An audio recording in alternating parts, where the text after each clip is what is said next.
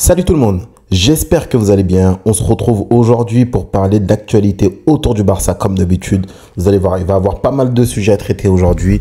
Et on commence tout de suite avec Ibrahim Diarra, le crack Ibrahim Diarra. Hansi Flick, il a confirmé qu'Ibrahim Diarra va rejoindre la pré-saison. Ça, c'est une très très bonne chose. Après, ensuite, on verra s'il va faire le voyage avec l'équipe. Mais déjà, il va être testé. Là. En pré-saison, il va être testé. C'est une bonne chose parce qu'on sait que c'est un crack. Il avait fait une Coupe du Monde U17 incroyable avec son pays, hein, le Sénégal. Les Maliens, vous vous fâchez pas. Je sais que c'est un Malien, mais vous allez comprendre pourquoi je dis ça. Le club lui a donné un programme de remise en forme spéciale pour le faire construire du muscle et améliorer sa condition tout simplement. Et il l'a suivi il l'a suivi très strictement, voilà, tout simplement.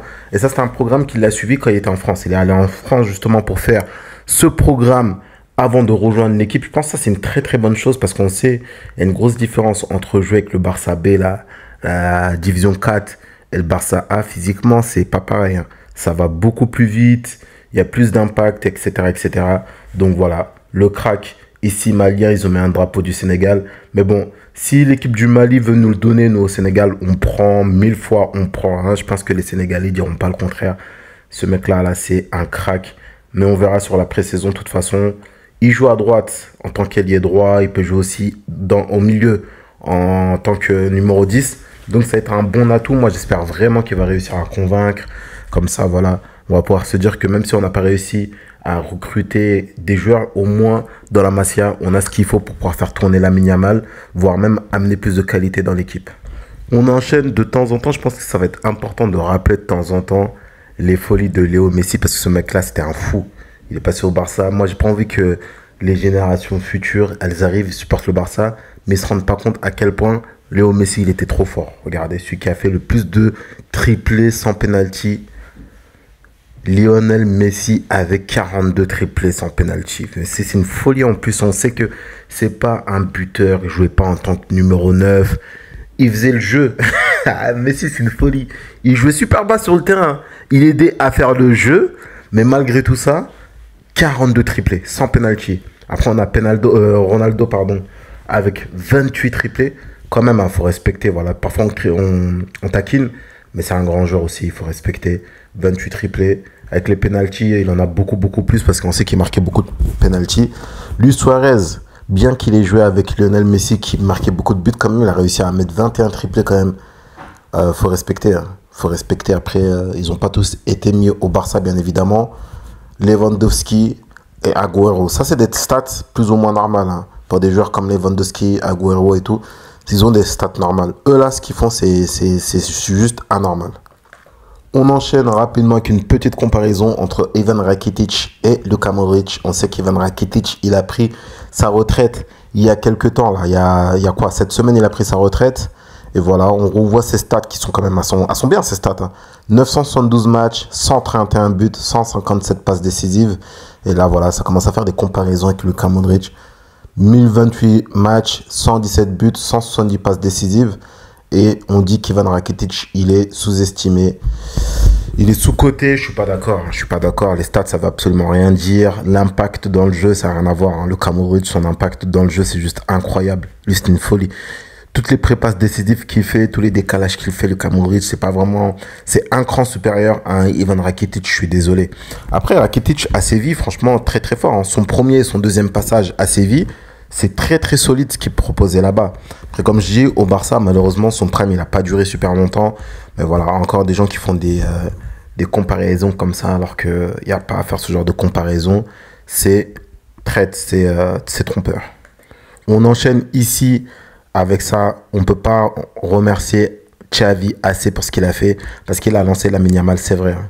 On l'a beaucoup critiqué. Il a été beaucoup critiqué au Barça, mais c'est vrai qu'il a lancé beaucoup de joueurs. Koubarsi, il a eu le courage de le lancer en Ligue des Champions face à Naples. Je ne sais pas si vous vous souvenez. Et il avait Pocket Osimhen. Il a lancé aussi Lamine Yamal. À 15 ans, il l'a lancé. Il a lancé qui d'autre? Hector Fort. Il a lancé beaucoup de jeunes. Hein. Beaucoup. Là, je ne les ai pas tous en tête. Mais non, Gavi, ça c'est Ronald Koeman. Mais il a lancé beaucoup de joueurs. Il a donné beaucoup d'importance aussi à Gavi.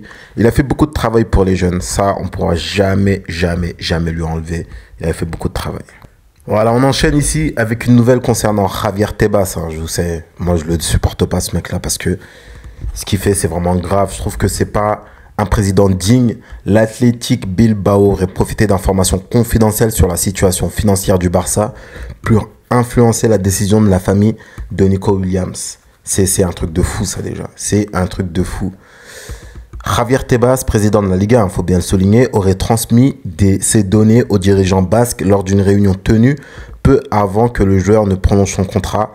Le président de la Liga aurait indirectement aidé Bilbao à faire pression sur le FC Barcelone dans ce dossier. Je l'avais dit dans la dernière vidéo qu'il y a un monde où c'est Javier Tebas qui avait donné des informations. Parce que tout le monde pensait qu'elle allait rejoindre le Barça. Je suis désolé, on est obligé de revenir là-dessus parce que comme je vous dis, si on répète encore et encore et encore le dossier Nico Williams, c'est pas parce que lui n'est pas venu. C'est pas ça. C'est juste les retombées, en fait. Elles sont catastrophiques. C'est juste très, très, très mauvais. Je vous ai dit, c'est soit on nous ment sur la situation, soit il y a eu un micmac, ou soit c'est un mix de tout aussi, c'est aussi possible. Mais Javier Tebas, ça m'étonne pas. Encore une fois, il leak des informations sur la situation financière du Barça. Et c'est ce qui a permis à l'Athletic Bilbao d'aller voir sûrement les agents et la famille de Nico Williams pour leur dire hey, écoutez, le Barça là, actuellement, ils peuvent pas enregistrer Nico Williams. Mais sauf que, je sais pas, on sait pas quel type d'information il a donné. Sauf que, si le Barça, il lève la clause libératoire de Nico Williams, croyez-moi, c'est impossible qu'ils se disent ouais, on va pas l'enregistrer, c'est très bien. Les Laporta et tout, ils sont pas bêtes. On pourra dire ce qu'on veut, on pourra les critiquer comme on veut, mais il est pas bête. Le mec, il va se faire réélire et tout. Et c'est très bien que s'il n'arrive pas à enregistrer Nico Williams, s'il y a un aveu de faiblesse, c'est très très grave. Et encore une fois, il faut le répéter. Il faut reprendre le contexte du mercato.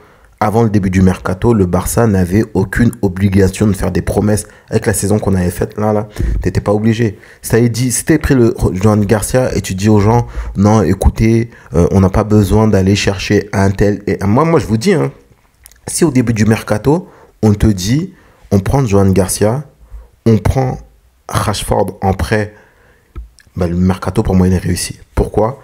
Parce que tu pourras toujours dire que tu ne veux pas chambouler l'équipe. Tu peux dire tellement de choses. Tu prolonges Frenkie de Jong, tu as Marc Bernal qui revient, tu as Casado qui revient de blessure. Tu dis ouais, tu veux pas chambouler l'équipe, tu as 2 potentiels ballons d'or dans ton équipe. Pourquoi tu voudrais changer tout, chambouler ? En poste de numéro 9, Ferran Torres, il a montré qu'il était plus que fiable. Tu n'avais pas besoin de dire beaucoup de choses en fait. Donc, encore une fois, hein, le problème ici, bien sûr, comme je le dis tout le temps, c'est la communication de Laporta qui n'est pas bonne. Sa communication, vraiment, il se tire des balles dans les jambes bêtement. Premier truc. Deuxième truc, Javier Tebas qui nous met des bâtons dans les roues. Et troisième truc, je ne comprends pas pourquoi on laisse ça faire. C'est fait devant tout le monde, aux yeux de tout le monde. Mais j'ai l'impression que Laporta ne fait rien. Il fait rien et ça, je trouve étonnant. Est-ce qu'il fait rien parce qu'il se dit que ça sert à rien parce que, vous savez, il y a des combats dans la vie, ça ne les mener en fait. Est-ce qu'il se dit ça? Ou alors, Javier Tebas, il tient Laporta entre les jambes. C'est ça que je me pose comme question, parce que ça quand même c'est grave. Hein. Le club, il peut porter plainte contre Javier Tebas. Pour ça, là, il peut porter plainte contre Javier Tebas. Parce qu'encore une fois, c'est pas genre juste t'as pas réussi à l'inscrire. Les retombées, en fait, elles sont très graves. Il peut y avoir beaucoup de joueurs qui veulent rejoindre le Barça, mais quand tu entends ça, ça fait peur. Tu te dis non, mais vas-y, peut-être ils vont pas pouvoir m'inscrire et tout, etc., etc. Et du coup, j'ai pas envie d'être dans la galère. C'est très, très grave. Après, il y a quelqu'un qui dit ici que Laporta doit arrêter ces gimmicks là, comme s'ils étaient amis avec Javier Tebas. Vous savez, parfois, quand vous avez des ennemis qui sont très têtus, qui sont très, très durs, parfois, il ne faut pas rentrer dans leur jeu. Moi, je peux comprendre Laporta sur ça. Mais là, par contre, là, il te respecte pas du tout. Il te respecte pas. Parce que je pense, Laporta, il a fait un pas vers Javier Tebas. Mais regardez comment c'est rendu. Au bout d'un moment, ces gens-là, je suis désolé. Hein, ce genre de stratégie, ça peut pas marcher avec tout le monde. Vous voyez ce que je veux dire? C'est-à-dire, il y a certaines personnes où tu peux te dire que s'ils sont cons, moi, je vais leur montrer que je rentre pas dans leur jeu et ça peut marcher. Mais Javier Tebas, ça marche pas. Regardez ce qu'il fait. Et le problème, c'est qu'il pense, il sait qu'il va rien se passer. Ça c'est dommage, ça c'est très très grave. Et ça va avoir un impact sur le mercato. Hein. Là encore quelqu'un qui dit, là on sait qui est derrière tout ça, Tebas c'est un criminel et un hypocrite. Après par contre, faut pas tomber dans la facilité et dire que c'est que à cause de Tebas qu'on n'a pas réussi à prendre Nico Williams.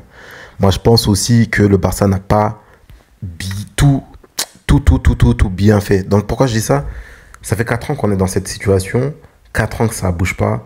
On sait toujours pas si on peut inscrire, pas inscrire, etc., etc. Au bout d'un moment, je pense que si tu étais sorti de ces galères et que les trucs genre Barça Studio et tout, ils avaient payé et tout, on n'en serait pas là aussi. Donc, faut pas genre juste jeter sur Tebas, même s'il est responsable. Il est responsable. Mais il faut pas genre juste tout jeter et dire que non, en fait, c'est pas Laporta, il n'y a pas de responsabilité dedans. Regardez tout le staff de Laporta, combien ils sont partis. Tous les Alemani, les Roméo, tous, ils sont tous partis. Et on sait pourquoi. On sait pourquoi ils sont partis. Donc, tombons pas dans cette facilité. Bon les gars, écoutez, on va s'arrêter là pour cette vidéo. J'espère quand même que ça vous aura plu. N'hésitez pas à liker, à vous abonner, à me dire ce que vous en pensez en commentaire.